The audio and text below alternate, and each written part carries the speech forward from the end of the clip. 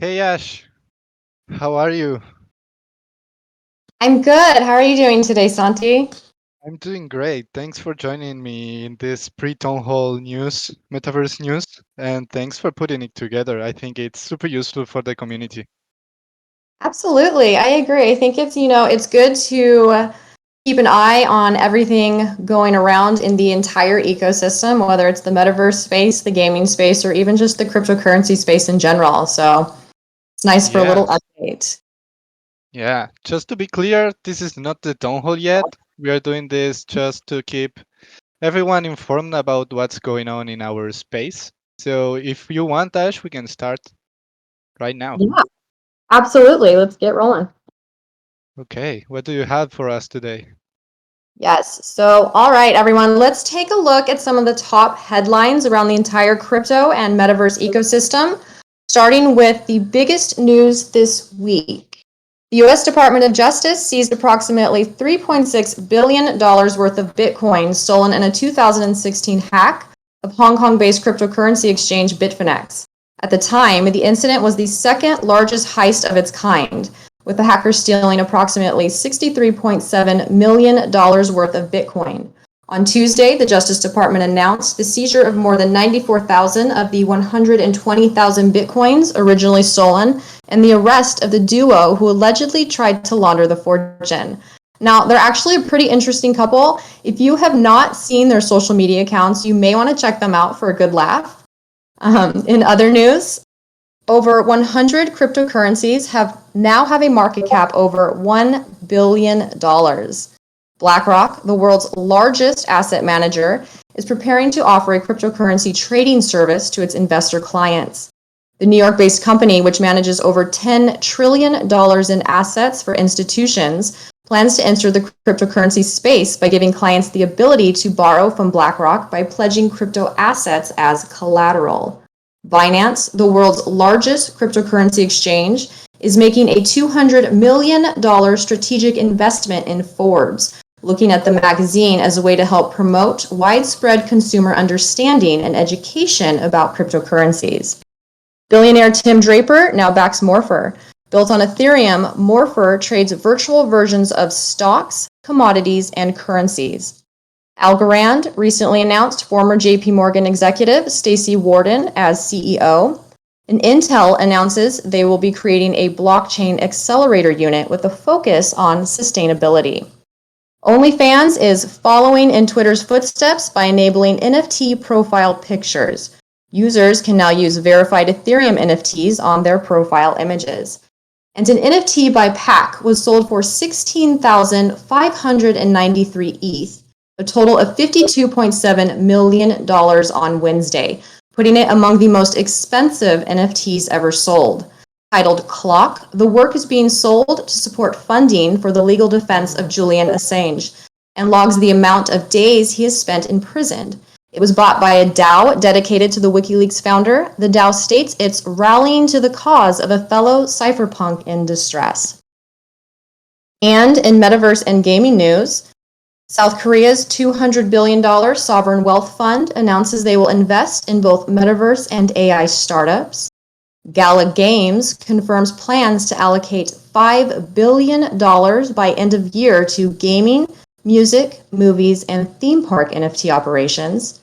Every Realm, formerly known as Republic Realm, has raised a $60 million Series A round led by Andreessen Horowitz.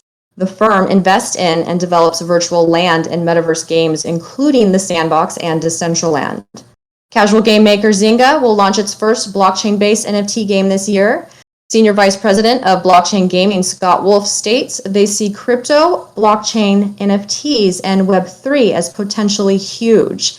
Take-Two Interactive has announced last month that they will acquire Zynga for $12.7 billion. Video game publisher Ubisoft is back in the headlines, stating it will bring its Rabbids franchise to the Sandbox metaverse. Ubisoft will have virtual land in the Sandbox that will feature interactive experiences. Take-Two, the publishing company behind the Grand Theft Auto video game franchise, has its eye on the potential opportunities presented by NFTs. CEO Strauss Zelnick recently stated, We're highly convinced there's an opportunity for NFTs to fit with Take-Two's offerings in the future. McDonald's is filing 10 different trademarks related to a metaverse space. These trademarks show that the company is planning on a virtual restaurant franchise and even a virtual concert space. And for the first time ever, the Super Bowl, one of the largest sporting events of the year, will include ads from cryptocurrency exchanges such as FTX and Crypto.com, with some 30-second ads costing over $7 million per slot.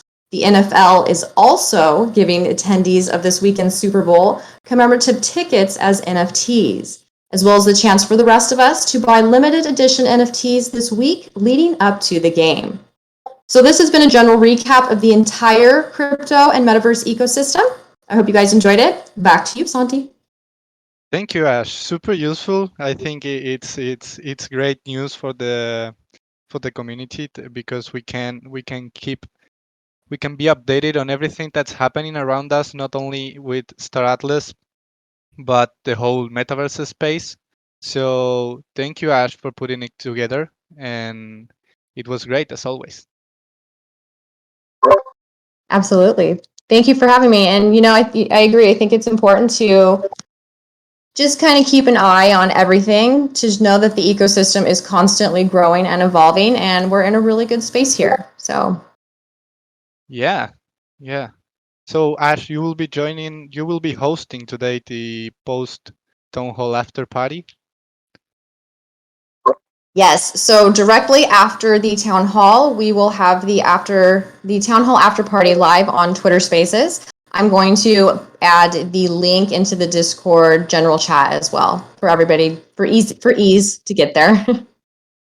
That is great. Yeah, we'll be all there after the town hall. I know that I love the chats that happen in the after party. So thank you again for hosting them. I love it.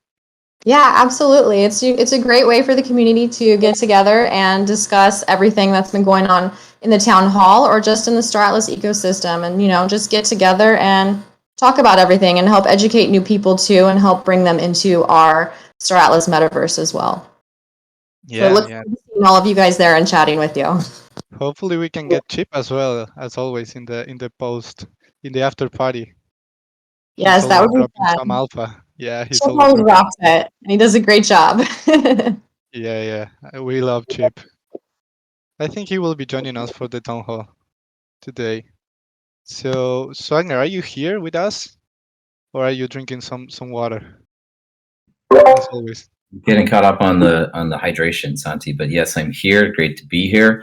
I unfortunately missed Ash's presentation there. I was really looking forward to the industry news. No problem, no problem. We will start the town hall event right now.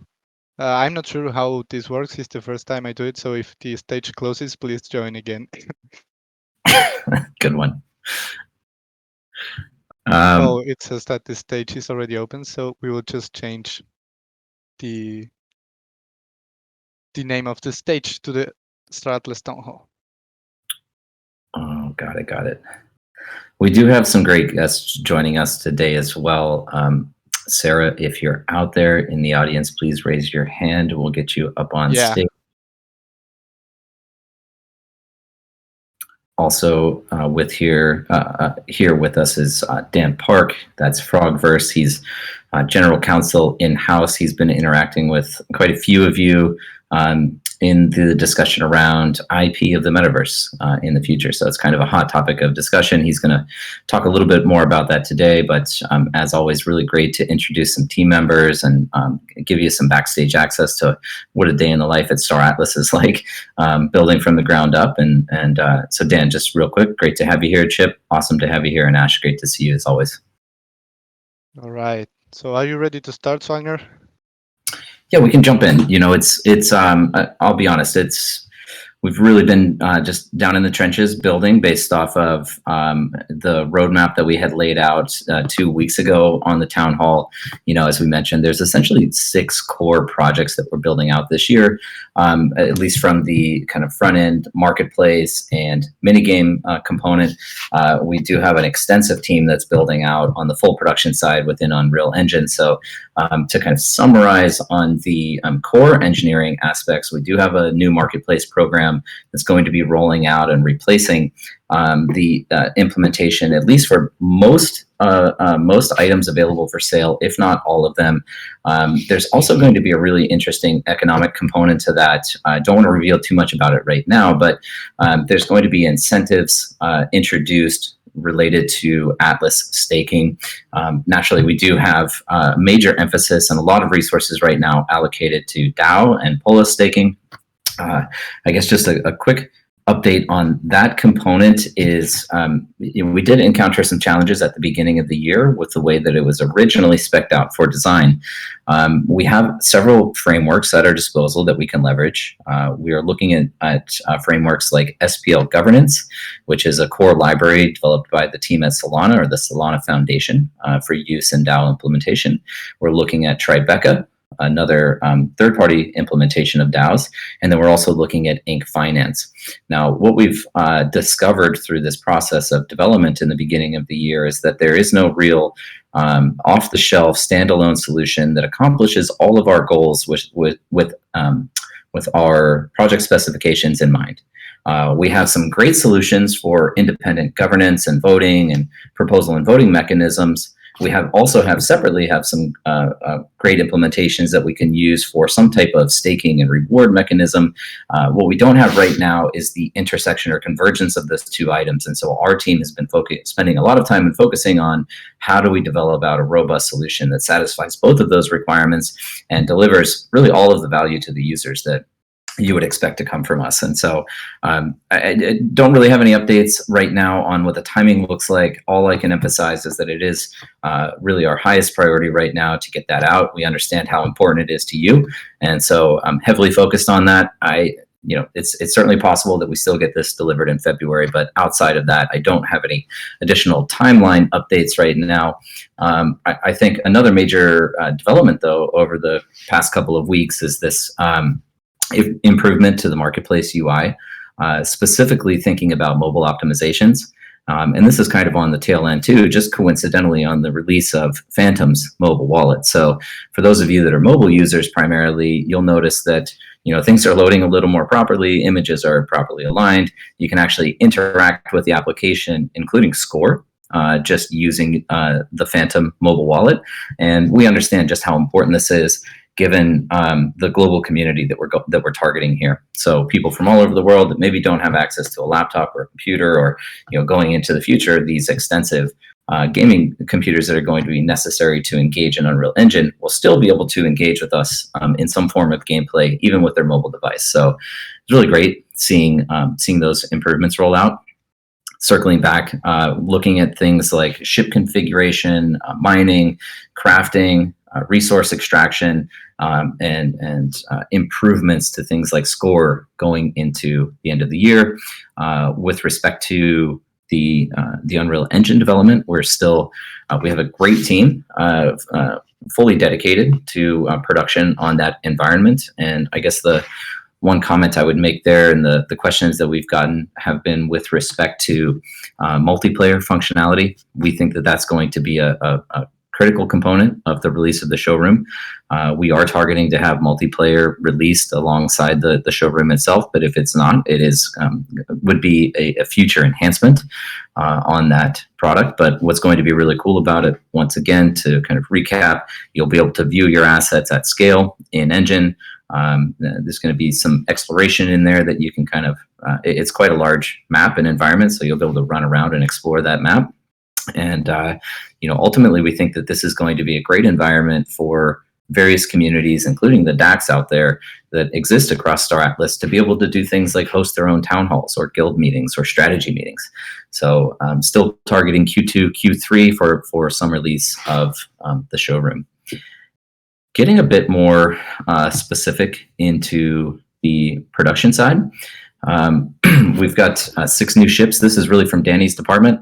Again, hoping to have him up with us sometime. Again, he's completely buried, so I'm happy to take the charge here, but hopefully we'll get him back up sometime soon. But this is coming from Danny's department. We have the next 6 ships fully concept complete, so those are prepared for rollout. We did onboard a new head writer. So the head writer is going to lead various components of lore and storyline behind Star Atlas. We also have. I want to be real careful about this, but we are taking a multimedia approach to the release of content across Star Atlas, and we've received completion of the initial draft of art that's going to be related to this unannounced lore project. But I'm very excited about when we can officially announce that to you all. As I said, we've continued the progress on the showroom.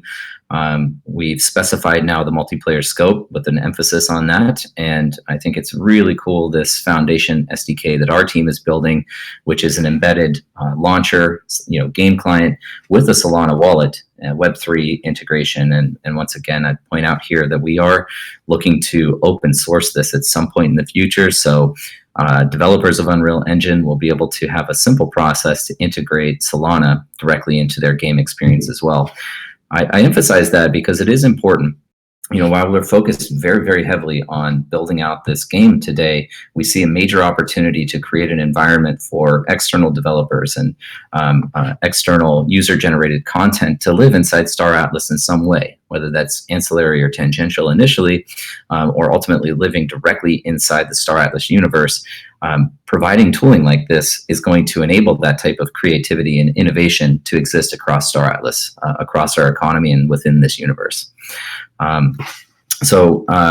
We did also experience an aggressive expansion with one of our vendors. It's VertPaint. So they work on ship and character game art. They specifically focus on hard surface work, and so they've been greenlit to rapidly scale their team. In fact, everywhere across this company, we're scaling. And that extends out to those third parties and vendors that are working with us in a dedicated fashion. We're helping to build their teams so that they can help us deliver on this product. Hanno Hagedorn is starting next week as a character art director, working with Spearsoft, VertPaint, and our in-house team, Automata, to build out full character, creature, visual standards, and pipelines for the different species and their multitude of outfits. Seen some really cool concept art that gets delivered on our internal Discord, and I'm sure some of those will be released to you all out there in the near term. Toby Olson, this is a Star Atlas original team member. He's been with us for a long time, moving into a general art manager position, working closely with Danny, and they're going to be creating an umbrella that follows all art production. So Toby has 25 years of experience in CG games as a senior level animator, VFX, and modeler. So also the production lead at CG supervisor, working with teams from Sony, Cartoon Network, Blur Studio. That's referring back to Toby as well. So he also worked on projects like Superman Returns, Farscape, Armageddon, Twilight, and much more. So as you can see, the talent that we're bringing on, these are deeply experienced and talented people, and that's the caliber of personnel that we want to have here at Star Atlas. So Toby, congrats on that promotion if you're out there listening in at all. Let me take a quick pause. Santi, any thoughts, any questions? I will let you get a quick pause, man. You're doing a great job as always, covering everything. So there's no questions really from my side. I'm loving the updates. I'm sure the community as well. So I can share with you some updates that we have from the community side. From the community side, we are hosting new events. For example, I'm co-hosting together with Jose at a new event called the Atlas Brew that is happening every single Wednesday here on Discord. So I will encourage everyone to join, because we theory craft about Star Atlas and about a lot of crazy stuff. So I would love everyone to join to go crazy with the thoughts about Star Atlas with us. It's a great community meeting. So next Wednesday is going to happen again. This Wednesday we talked about careers inside in-game. So next week we are going to talk about police and the importance in the Star Atlas metaverse. So I highly encourage everyone to join. Also, we have 2 giveaways ongoing on Twitter. 6 people will win one air bike each. So I encourage everyone as well to look at our Twitter and find the links. So that is great. Everyone can participate. And also, again, a reminder that we have the town hall after party on Twitter. Right after we end here in the town hall on Discord, we will move to Twitter for the after party. So those are the main updates from a community side, Michael. You can continue if you want. Yeah, fantastic. Thanks, Santi. Great updates, exciting stuff. I love the content coming from marketing comms and the engagement that we're able to generate from that. But also, it is important for us to provide assets to people who may otherwise not be able to purchase them. And so, really excited that we're going to be giving away some more ships over the course of the year. Fun Yeah, stuff. you should join us on the Atlas Brew on Wednesday, Michael. I will leave it there. You have the invitation, man. You have the invitation. Well, you have direct access to scheduling. Would love to get that on the calendar if at all possible. So, just dovetailing a little bit on that, by the way, Santi, on community, I've kind of noted in some of my commentary with the community this week that I have been traveling. And not only have I been traveling, but a lot of people across our team have been traveling. And so the Solana Foundation rolled out this really cool program where they have hacker houses all over the world. And so a bunch of our team members have been stopping into the various locations, whether it be Chicago, LA, Seattle. There's up and coming for Moscow. So it's really exciting for us that our team members are now able to get out there in the development community and start interacting with other people, other developers and innovators across the Solana ecosystem. I specifically this week was, spending time in Miami, but also had a great opportunity to go down to the Bahamas. It was a very quick trip, but for anyone not aware, FTX has established their headquarters there now. I think many of you know FTX has been a fantastic partner of ours really since inception of the project. We were speaking to them before we even debuted to the public. And so we're looking at enhancing and deepening that relationship through mutual events and experiences that we can create. And so I had a great time going down there, connecting with their team, but also a really fantastic time connecting with the local Bahamanian community. It was great. Coincidental, they happened to be throwing a crypto event, meetup and gathering. There were a couple of different crypto community cohorts that were present. And I have to say, I was really inspired and kind of shocked at the turnout. The venue was at capacity and people were being turned away. So really cool, again, just to see the activity from places all over the world, and look forward to more events like that going forward. Just in closing for me, I do, as always, we want to make sure we save some time for Q&A here at the end. So just wanted to get a little bit into our human resources and talent acquisition. It's something we always like to update you on. We saw enormous inflow of applications of potential candidates following last week, 2 weeks ago, the town hall. So just a quick update here. In the last 11 days, since the start of February, we've hired 13 new employees. And so that includes a head of growth. That includes 2 game systems designers, 3 web developers, character art director, GameFi research analyst, world builder, content writer, environment designer, technology director, and senior project manager, continuing to build out our internal infrastructure. So, I know these things in the short term, they might not sound all that exciting. There is a little bit of on-ramping time required here to get everyone informed on the way that we operate. But I'm extremely excited about our productive capacity increases going into the future as a result of all of these fantastic new hires. So again, more announcements coming out from us on those specific personnel and positions that have been filled. But for anyone else out there that is interested in working with us, email is always open, jobs@staratlas.com. We're hiring virtually everywhere, every department, and continuously growing. And as you can see, we are recruiting aggressively. So please feel free to shoot a resume over there. So yeah, Santi, I think that's it on major updates for the project right now. What I would like to do is get in and introduce our guests.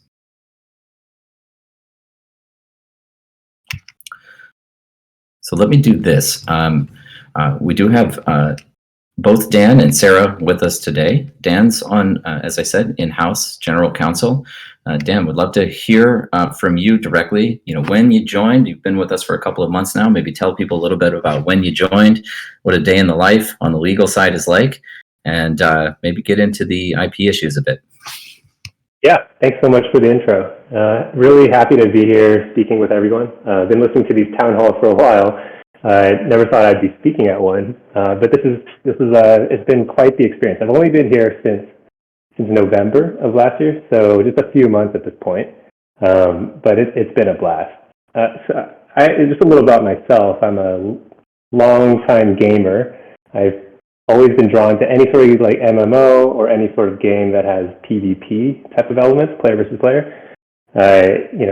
Ever since Ultima Online or Diablo 1, I've been playing online games.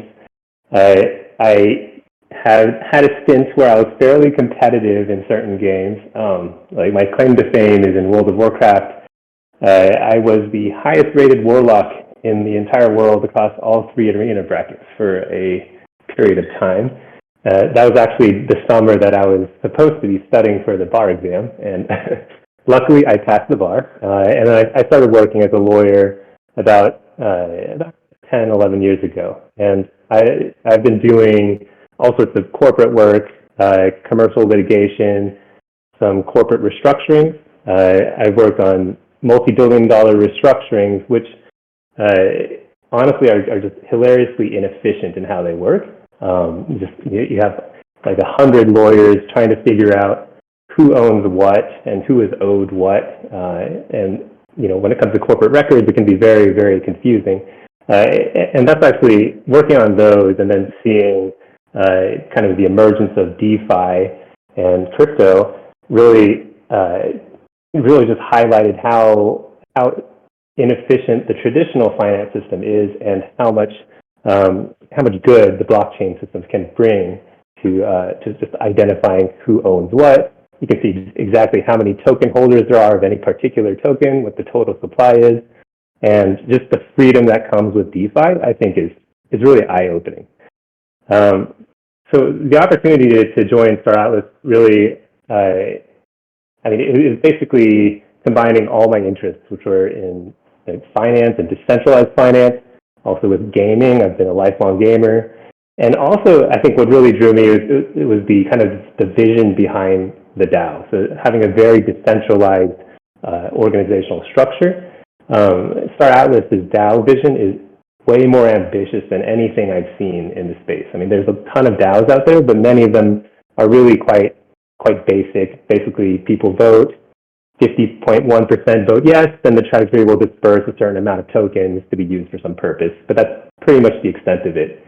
And I think what we're working on here at Star Atlas is going to be, it's really going to be groundbreaking, and it'll completely change the way people think about DAOs in the future.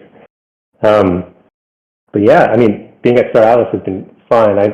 My day in the life is, it varies quite a lot day to day, but I've been working on all sorts of transactions, so negotiating transactions with all sorts of counterparties, kind of doing risk assessments for the organization as a whole.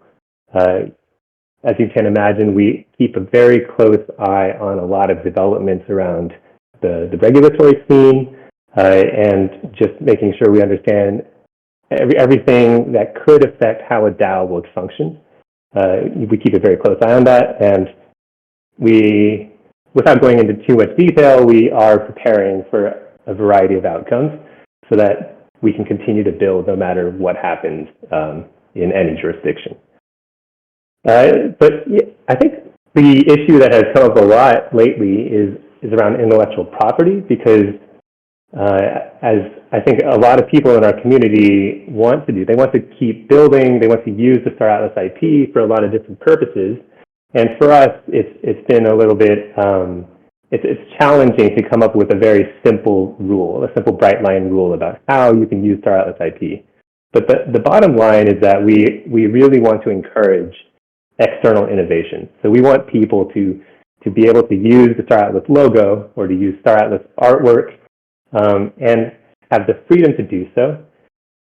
But at the same time, we also have to balance a quality control type of value that we have, which is we want, more than anything else, we want people's first impressions of Star Atlas to be, this is amazing, to be like one of amazement and wonder. We want people to see Star Atlas, gameplay and know that it is really high quality, incredible stuff, and that it's immersive and that they want to jump into it. So for now, we're taking an approach that balances those sorts of concerns.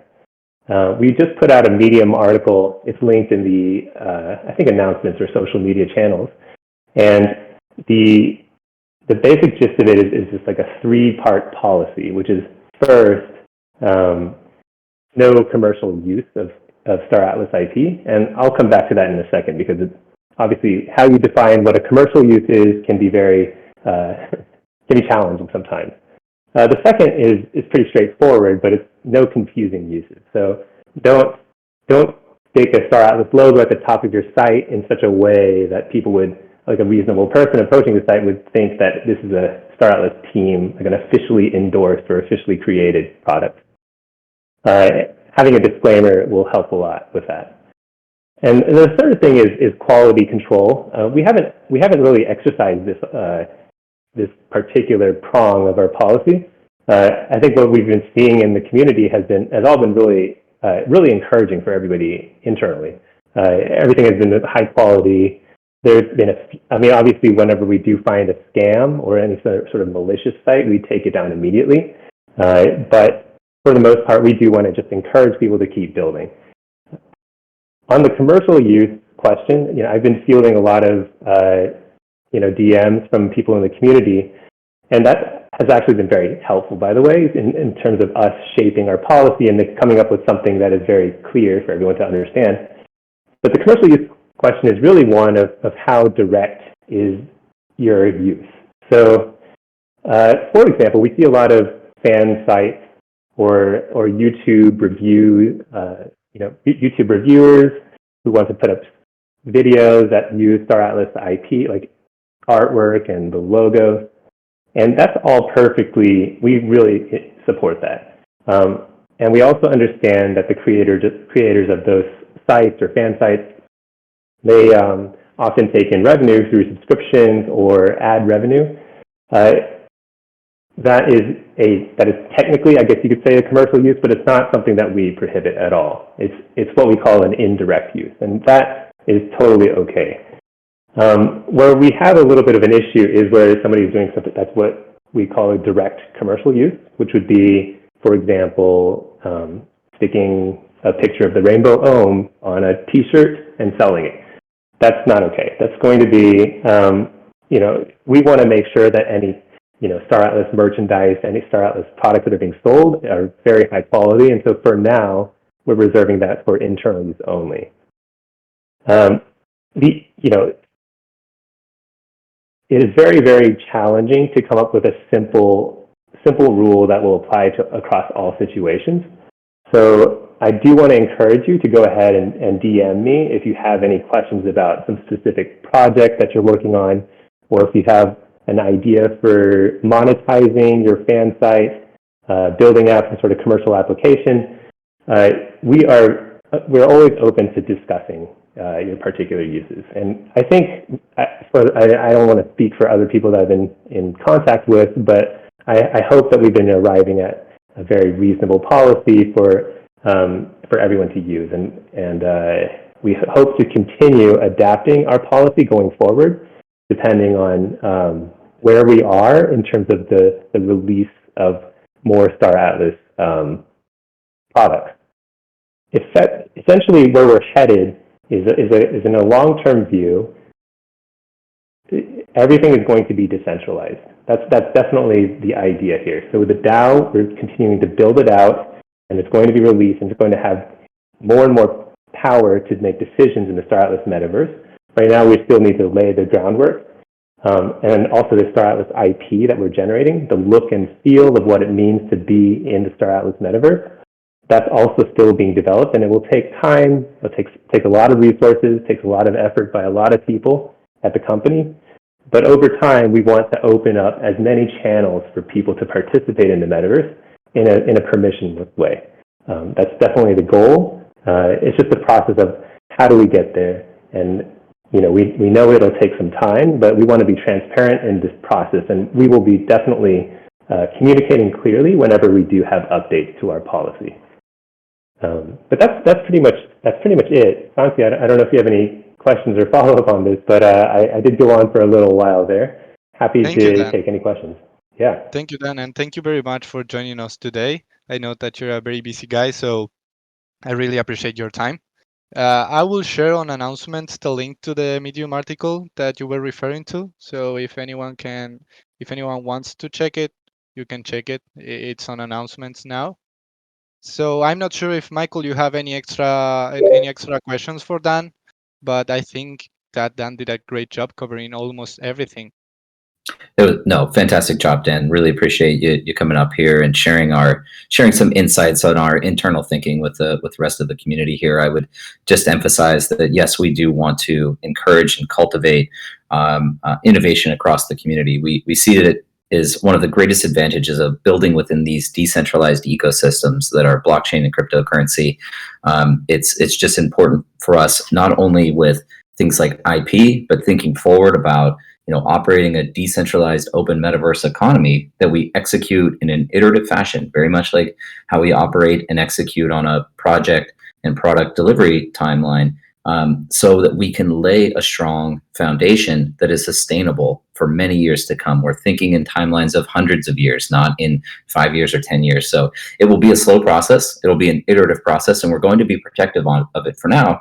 But that's not to say that we don't want to encourage it going into the future, and we'll work with you in every capacity to ensure that we can kind of fulfill that obligation and desire from our side as well. So Dan, thanks again. Really appreciate it. If there's any questions in the community, we'll tackle those towards the end. But if anyone does have a legal question, Dan's going to stay up here with us to respond to those. Yeah, sure thing. I've already gotten, I think, 8 friend requests since I started speaking. So I look forward to fielding more questions. I'll just close with Dan by saying that, it was one of the funniest things I've heard from a team member. He said that this is the most fun he's been having in his professional career working with us here at Star Atlas. And I just found it enjoyable given the legal emphasis, and not necessarily an area that I find particularly enjoyable, but great to hear that, Dan. I was being honest. Working at a law firm compared to working at somewhere like Star Atlas, where everything we do is often without precedent, which makes it way more exciting for a lawyer. I just love it every day. Great, man. Well, thank you again. I really appreciate it. And so we do also have Sarah McCulloch with us. She's a concept artist. She's worked on some amazing ships. I'm sure you all have loved, and well, they've all sold out. So we know that people love them. And Sarah, you've been with us on the team now for a very long time. In fact, you were one of the earlier concept artists to join us. So yeah, we'd love to hear a little bit. Yeah, I have. Yeah, that's it. I've been here for come up to about a year now. I think April is a year. So yeah, I'm an OP. You've been an amazing addition. Would love to hear a little bit about your background and your experience with us here at Star Atlas. Yeah, of course. I started my career in this industry way back at Sony Studio when they had Studio Liverpool, and I got an opportunity whilst I was there to do some art and go on art courses to do like wipeout vehicles, and essentially what I was supposed to be doing was going over to that side to eventually start doing wipeout. But I think it was 2 weeks after I'd finished that course, they completely closed the studio, so I was a little bit at loss of what to do. But the teacher who taught me how to basically draw these vehicles said, "You've got a knack for it. Why don't you actually do it as a university course?" So I did that for 3 years and actually went back to Sony as what my original job was, which was QA. And whilst I was at uni, I also did QA. And then right after uni, about 2 weeks after I finished, I ended up at Star Citizen as an intern. And then I worked there for a fair few years. And then I left and was doing freelance, doing like Eve. I did Eve Online. and I ended up doing a fair of a little like other spaceship game related games, or just and also designing like product design as well, like arcade cabinets and odds and bits like that, which was quite cool, and even snowboards, which apparently if you can make things props and stuff, that's what you can end up doing. And then you guys approached me and was like, hey, do you want to work on some cool ships? And I was like, yes, I would very much like to do that. So I did the Opal Jet, and they were my first two. I've also done a little bit here and there for other things, which are exciting, but we haven't shown yet. So can't wait to actually say, look, I did this. And yeah, it's been it's been a lot of fun. My day to day is planning out what brief I've got, designing the ship from basically top to bottom. Because with ships with myself, I see them almost as your avatar. So they are almost like a representation of yourself. So they have to be absolutely spot on. And yeah, and also has to have a cool factor as well. So so it's always really good. Yeah, thank you, Sarah, for joining today. Again, we really appreciate you joining us. And we prepared some little questions for you. I'm Yeah. sure that the community will love to know in which ships you worked, which ones you created, and also where you found the inspiration to create them. So yeah, the Opal Jet and the Opal Jet. I I really love the insect world, which is why the jet bike, or the Opal bike, looks very insectoid, because there's a certain sleekness to, like, when you break it down on like an insect.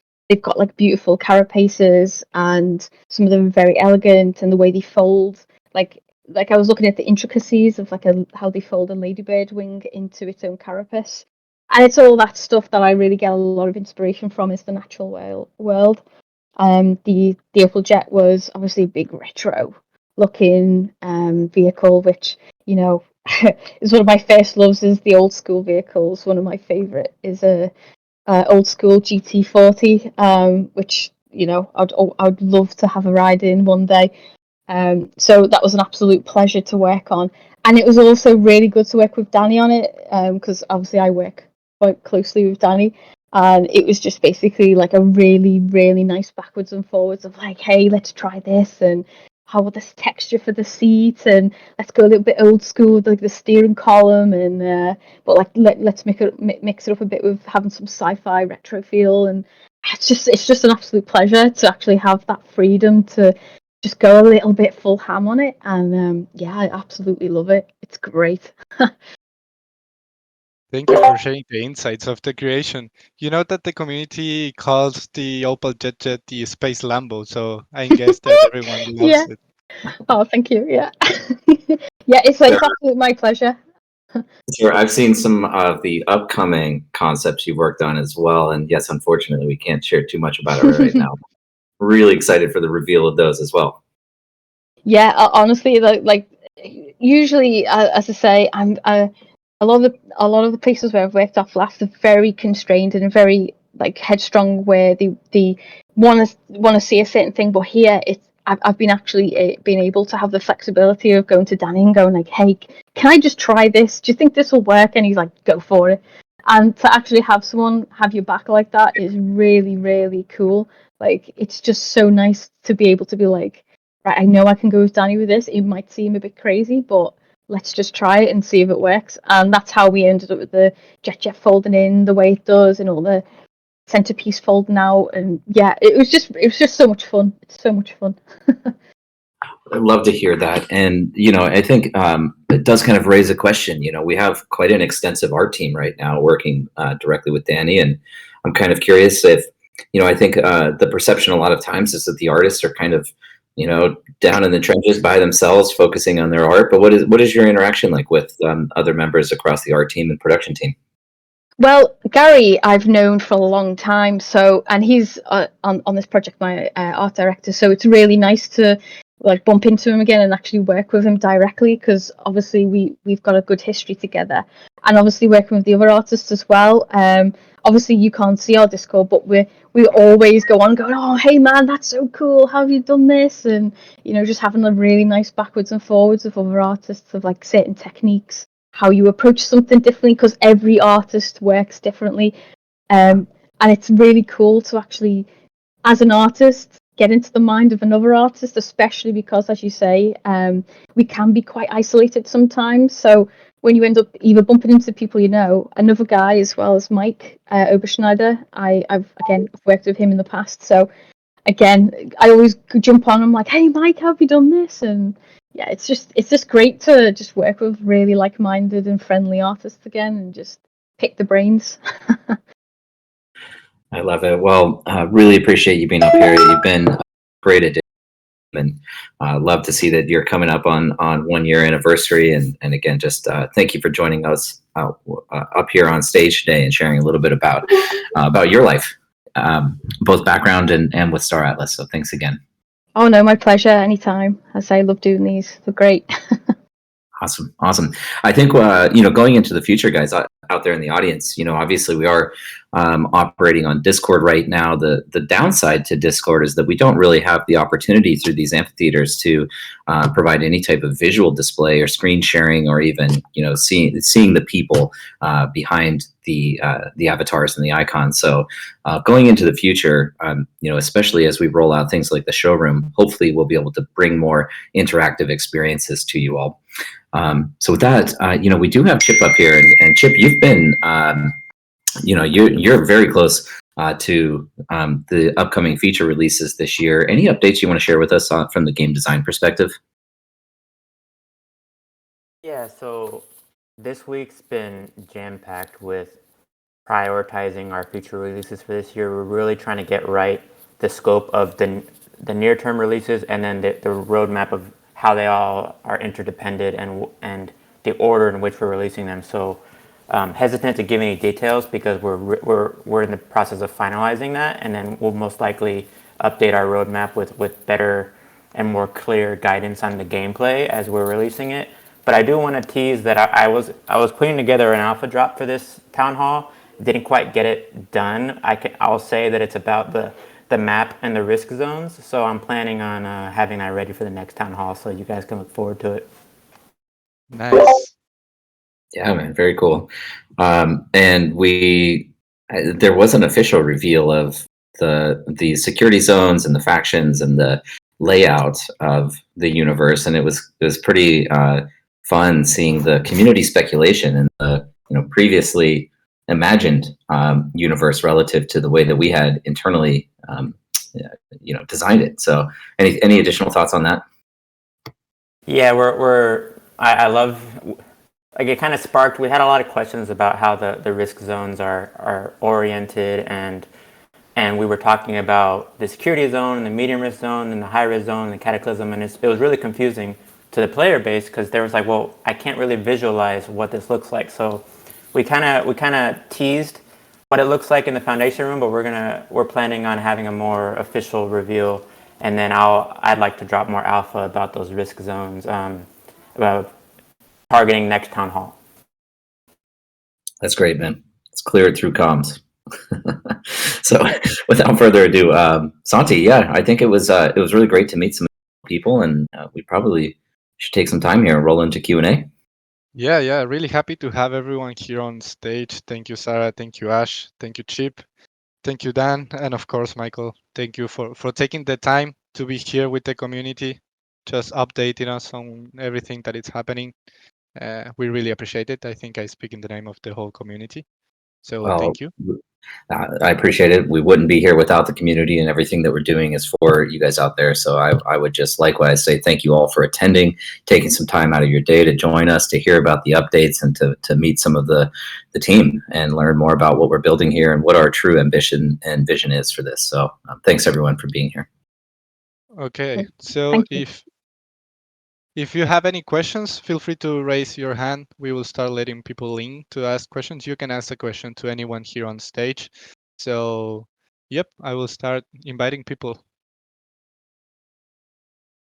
I invited Carl from the Spanish-speaking community. Hi there.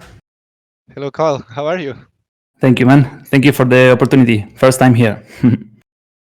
Welcome to well, start.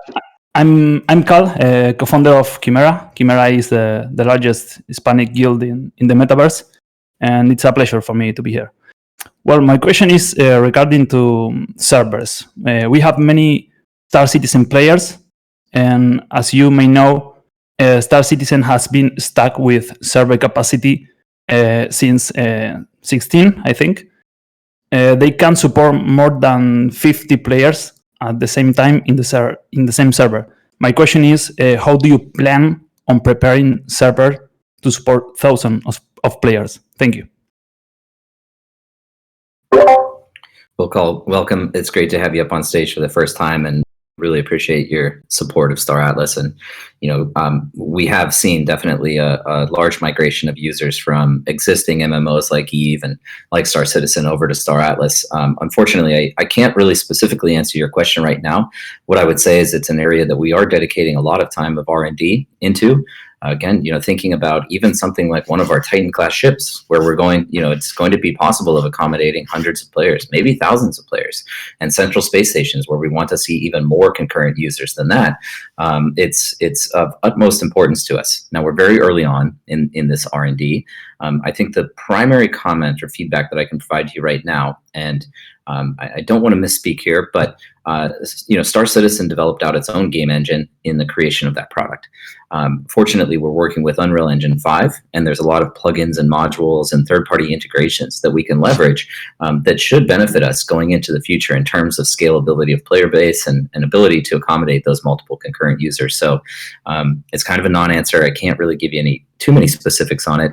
I would maybe defer here to either Chip or, Sarah wasn't working on the technical team at Star Citizen, but she did work on the art team. And so if either of you two have a comment there, I'd welcome you to respond. No, I guess the only comment I can make, full disclosure, I'm not on the technical team, so I'm speaking from just what I've overheard, is that there is this emphasis on there's going to be gameplay and certain interactions on the blockchain, and then there's going to be things that are going to be hosted on traditional MMO servers, and we're in the process of balancing those two requirements. We certainly wouldn't want to stray from our vision of having this decentralized server and gameplay hosted on the blockchain, but there's certain limitations associated with that. So we're also exploring hosting some of the more non-transactional gameplay elements on MMO type robust server infrastructure. So that's really the only extra color I can provide to that question. Yeah, that is helpful, Chip. And I guess to clarify on that a little bit, I mean, there will be some centralized services behind this product and this concept initially. However, one of the core differentiators that we have as a team is that, and I described this actually for anyone that was listening in on the BGA Blockchain Gaming Alliance game demo just immediately before this, is there's really multiple directions a team can take to build out a so-called blockchain game. The implementation that we're seeing right now, most prevalent, is a pretty basic one. It's building out a video game in a traditional format using a game engine like Unity or Unreal Engine, and then possibly introducing NFTs as the asset base across that game. That's the easiest to accommodate because it's essentially providing the ability for traditional studios to build games as they always have and just introduce a new asset class. The extension of that is then to form a foundational economy that introduces things like cryptocurrency or crypto native assets, which we have, right? So we have the NFTs. We also have Atlas. We have Polis for governance. That's the next extension. The most complicated deployment of this vision is to actually build game logic on chain. Now, anybody interacting with Score today is seeing the first implementation of that. And to my knowledge, there's no other teams that are actually building out a true blockchain game. I've mentioned in the past, some of the benefits of that are synchronicity across various game environments. So somebody that's interacting with an object on their mobile device would be reflected on the web client, and it'd be reflected in Unreal Engine. If you place a building with your mobile phone, somebody using their desktop computer would actually see that item be placed in real time. But this adds a significant degree of complexity to the way that we develop out. However, the benefit to that is that over time, we do have the ability to create this censorship-resistant, fully decentralized ecosystem, which means even in the future, again, this is distant future, but it would be possible, maybe pending R&D, that the game servers themselves, which are traditionally centralized services, can actually be decentralized and operated by the community as well. Therefore, providing and building the architecture and infrastructure in a truly decentralized form. What that means is, not only are players holding polis and staking polis able to govern the future of the economy and game design, but the hosting itself of this is actually facilitated by the community, and ownership is delivered to the community. So long-term thinking, but hopefully that helps respond a little bit to some of your concerns. Yes, thank you very much. Thank you, Cole. Thank you for the question, Cole. Thank you, Glad to have Santi. you here on stage. Okay. I will let someone else in. I invited Meta Gonzo. Meta Gonzo, feel free to accept the invitation. Hey everyone, can you hear me? Yeah, we can hear you. Welcome to the stage. Hello. Hello, we can hear you. Hello, can you hear me? Oh, Michael, can you hear him? I can. Yes, I can. Looks like Discord is having some little issues. Some people is saying that they are not listening. So again, if you're listening, please tell me on general chat so we can move forward. I'm checking general chat right now. Okay, yeah, it's working. So it was a little issue. I will let someone else into the stage. I invited Dreaming Dragon. Dreaming Dragon, please accept. Okay, hopefully you can hear us. I can hear you. Can you hear me? Okay, yeah, I can hear as well. Hey, everybody. I have a quick question. Ever since, I think it's Steven, right? Is he the one that works in HR? Yeah. Steve. Ever since I heard him say egoless servitude, it's really bounced around in my head.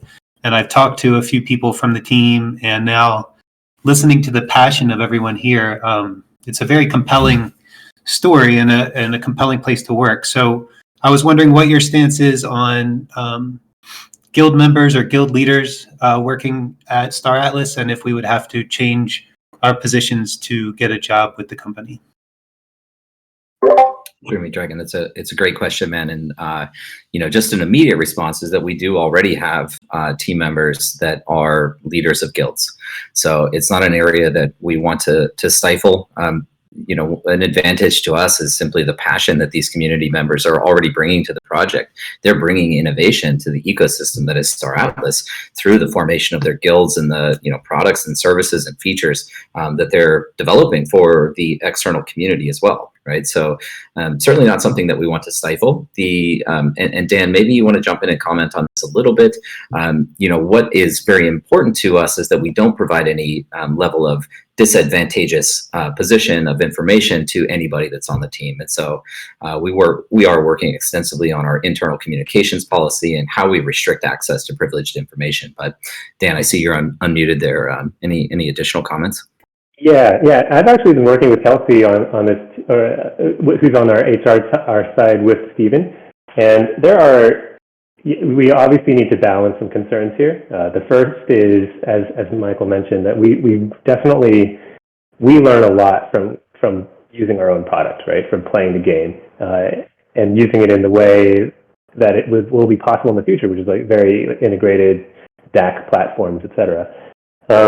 At the same time, we definitely don't want to ever give the impression that we are taking sides or we're doing anything that favors one guild over another, or taking advantage of kind of confidential information about future game design, etc. So it is something we are considering very carefully. We're erring currently on the side of being permissive because we haven't seen, and we have no reason to suspect that anybody would abuse inside information.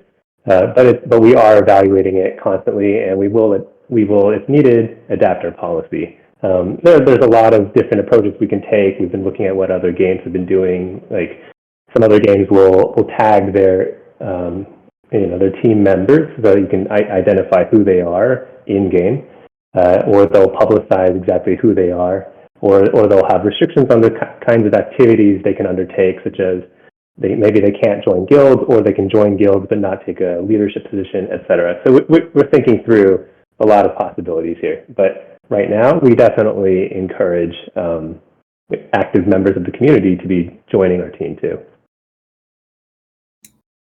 Okay, great. Thank you. Yeah, fantastic. Thanks for the question. Thank you, Dreaming Dragon, for the question. I invited someone else into stage. Lucius Psychos, please accept the invitation. Okay, we have him. Welcome to the stage, friend. Hello guys, how are you? Do you hear me? Yeah, we can. Oh, don't tell me that he didn't. Well, first of all, thank you very much for having me here. It's an honor to share this with you and the rest of the Star Atlas community and guild members. My question is related to the gameplay aspect of it all. I have been an EVE Online player since 2006, a Star Citizen player since 2014. And I'm very curious because I know a lot of people from those two communities are very much interested in what Star Atlas has to offer, not only financially, but also game-wise. And they're a little bit, hesitant to jump in because, they might be intimidated by crypto and all the different aspects and verticals that it has. So I was wondering whether or not there is, maybe not now, but in the near future, some kind of a specific effort or a campaign in order to attract those players, because let me tell you, there's a lot of us out there. We might not be financial wizards like you all are, but we are very much into gaming, politics, strategy, logistics, and things like that. So I was wondering if that's something that you're thinking in the future. And thank you very much for having me. Yeah, man, great question. Really appreciate that. I guess let me emphasize first and foremost that our core objective is to develop out and build and deliver a high quality, entertaining gameplay experience. That's our primary focus. Secondary to that is developing out, as a cornerstone and foundation, a solid, robust, and sustainable economy going into the future. This is essential for the continuity of gameplay for many years to come, and is increasingly complex given the open nature of our economy relative to how traditional game environments operate, very much walled garden and closed off. We have to operate our economy as essentially a nation state, kind of the way that countries do, and consider factors like foreign policy and monetary and fiscal policy, as well as things like foreign exchange and import-export. So that adds a degree of complexity to how we model the economy itself. But the gameplay is what's going to be the most fun. It's what's going to attract the users, and the rest, the financial incentives, are just additional benefits that accrue to players. We genuinely, we lost him. I'll continue answering. Hopefully he's able to join back into the chat. But the gameplay is intended to be the core element of what we're building today, and for the first couple of years as we continuously evolve into this open economy metaverse concept. So with respect to our go-to-market strategy and what demographics we market to, the rollout was really targeted largely towards the crypto community. There was a team that provided a webinar that identified really 9 different cohorts, but let me just kind of summarize it into 3. And it's kind of this investor speculator category. These are people that are, call them whales, or people that are fluent in crypto, that have a desire to purchase these assets, whether they want to play with them or not, kind of for the speculative potential of it. There's the play to earn cohort. So these are people from emerging markets, developing nations, really anybody all over the world that identifies play to earn as an opportunity for them to improve their quality of life, to potentially earn more as a form of income than they could earn working a job in their local community, local economy. This has led to the statement around why I believe that we are going to see the largest labor market the world has ever seen. These highly efficient and highly competitive labor markets around the world. And then the third cohort is really the traditional gamer who wants to, maybe doesn't care so much about crypto or DeFi or blockchain or even the financial incentives. They're just looking for a great game to play. Now, we want to be careful and strategic in when we start recruiting and promoting to these various cohorts. We focused heavily on the people that were in the crypto ecosystem because there are things like security concerns. There's financial consequence to not being able to protect your NFTs or protect your crypto. And, Santi, I'm sure we'll close, but, for everyone out there, again, scams are everywhere. So you have to be extremely careful about your interactions with other people across the crypto ecosystem. So we focused on them first. In the presentation of our vision. And what has been really surprising, but also encouraging to us, is that we've seen a lot of traditional gamers already start to associate with the project because they believe in the vision and they believe in the gameplay and the mechanics and what this can become.